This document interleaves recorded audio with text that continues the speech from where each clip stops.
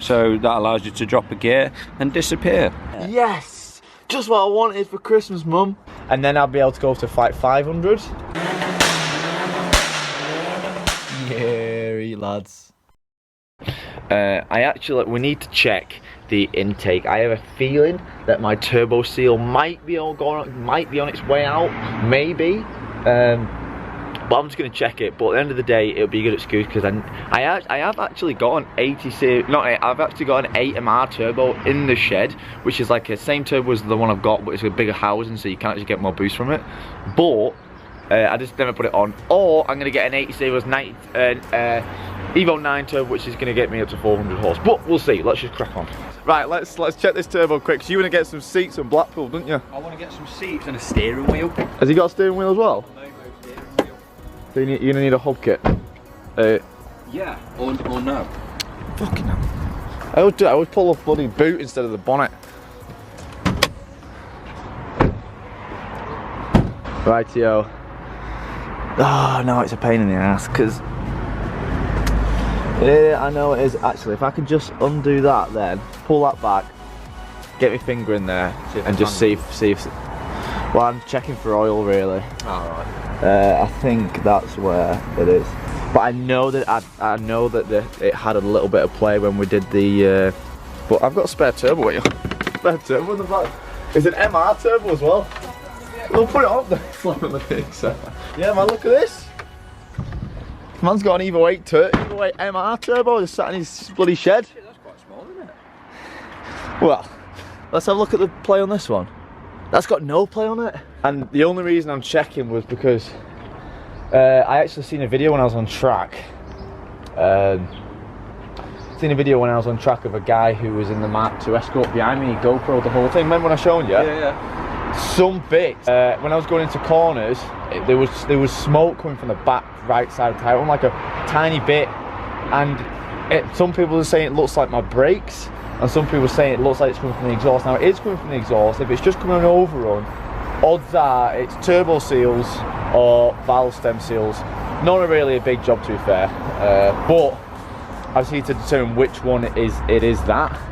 So what I'm going to do is I'm going to take off the silicone there going onto the turbo, and I'm just going to feel on the inside. If it's got oil on it, then it's the turbo seals. But I did message Dan, and Dan was saying that if it's just happening on overrun, like when I'm just changing gears, he said when you're changing the revs quickly, he was saying, I can't remember the words that he used. Let me get my phone. Yeah, so Dan was saying that if you have got a little bit of shaft play, Dan was saying that when you lift off, the back pressure causes turbulence in the turbo shaft and lets a bit of oil through. So so that obviously that'll suggest the turbo seals, which is kind of looks like what it is happening, because it doesn't do it all the time. I was only doing it literally when I was just literally downshifting from like 6k. But let's just take that off and have a look. Like, the only thing that was better on the Subaru than the Evo was where the turbo was. Like, this is, I will give it this. The turbo on the Evos they're a little bit difficult to get to. But then again, the turbos on the Subarus were even worse when you had the front mount, so I'll take everything back. When you had the top mount, sorry. So the Subarus come with top mounts. They made life an absolute living hell. The front mount was amazing when I had it. When I put the front mount on. Right. I'll just lift the whole thing out to there. Right. Oh yeah, there's oil in there, lad. See this here? See it from here. Oh dear. Yeah, so turbo seals are gone. Yeah. Yes. Just what I wanted for Christmas, Mum. Yeah, let's have a look on the inside of here. Let's see how bad this is. It's been better. Yeah, turbo's gone. Let's have a look at the play.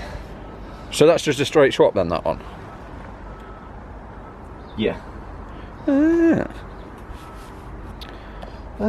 Okay, so... Oh no, there's quite a bit of wobble in that. Not bad. But a bit. A little bit. See, you probably can't even pick that up on camera, to be fair. It's like... You be able to get who I feel. So, like... It's like trying to grab it side to side. Yeah. This has probably got like 2 or 3 millimeter of play, so it's got a bit more play. But you can see the oil there, can't you? Yeah, you can see oil. Yeah, okay, so what's been happening is, as Dan says, when you're coming off the throttle or when you're changing gear, especially, actually not when you're coming off the throttle, when you're downshifting, you're changing the turbulence to the turbo so much that it will cause that to, this is what I can gather of what it's saying. So that big change in turbulence is going to move that shaft, and then that's when the seals are going to let a bit of oil through. And then by the time the turbo's catched up, then it'll stop. So hence why it was the tiniest bit of, but that's okay, because at the end of the day, we always knew we wanted the new turbo anyway, so we're good, lad. We're good. It's either stick the MR turbo on, the 8MR one, which I'm always going to do for the time being. Actually, that's not even that bad, but I am tracking it in March, so yeah, stick the MR one. Get a bit more power as well. You'll get a lot more torque from that one as well. Because these, with the MR turbos, that side's the exact same, but the exhaust side's bigger. Will your screamer pipe fit? Yeah, it's the same fit. Is it? That wastegate looks in better nick, to be fair. Do you know how a turbo works? Pretty much. Oh, I was gonna say, this is a really good opportunity. So a lot of people will not get this opportunity to see how a turbo works, and people don't understand screamer pipes and stuff. I get this question all the time about screamer pipes and how they work. So what happens is,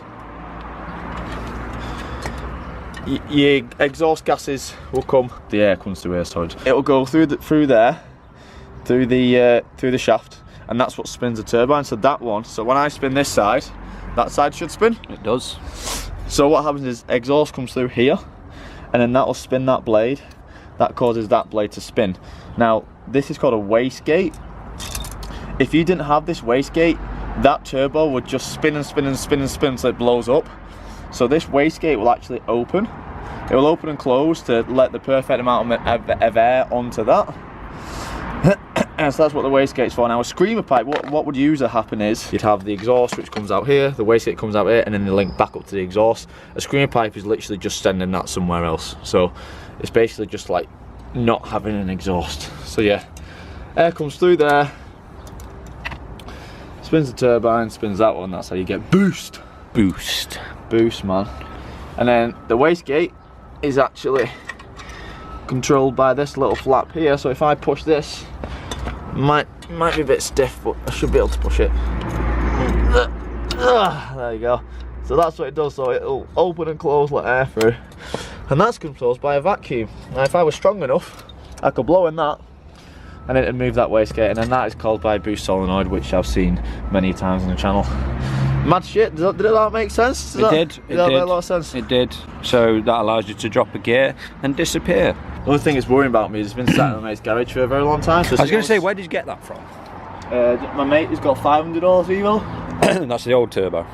Yeah, so he's got a Garrett turbo one now, and this is one he had. So he had an 8, and then he put on an 8MR turbo, and then he put this, and then he put on a. He's either got a Garrett or an 80 series. I can't quite remember, but he didn't need it.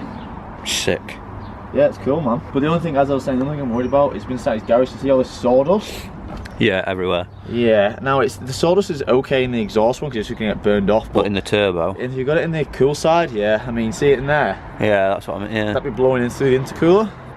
Now the intercooler will probably just act like a filter, but you don't want that going in your fucking piston, to be honest. So I'll probably, if I was going to put that one on, I'd have to deep clean it or something, or split it and stuff. But right, let's put it back on. Right, it's actually like, it's not that bad, to be fair. I thought it was going to be a lot worse, but as I said, like, you drove me, but you've drove behind me a lot, and you've not seen any smoke. No, there's nothing. That's what I mean. So it was literally, it was twice on that video, and it was when I was coming to sharp bends. I noticed it. It came up in my recommended, that video. Did you watch it? Yeah, so when I was coming to really sharp bends, like bends where it was coming down from like 4th to 3rd to 2nd, you could see it a little bit. Bit of black smoke coming from the back left.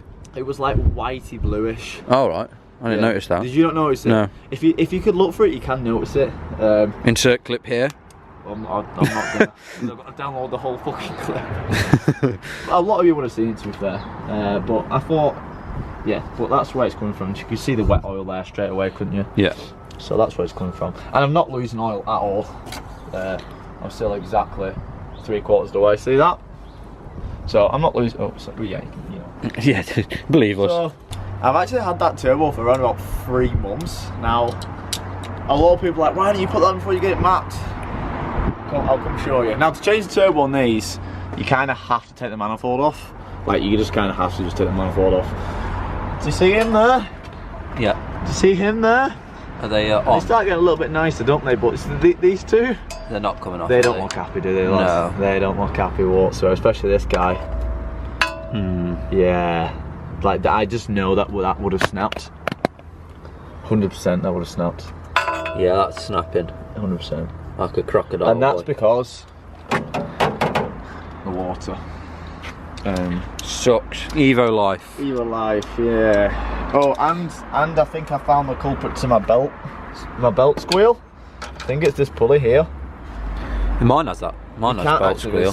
When it's wobbling a little. I'm glad it's that one though, not one of them bastards down there. Are you with that one? Imagine that. You'd need my little toolkit back out again. I would. So I'm glad it's this one.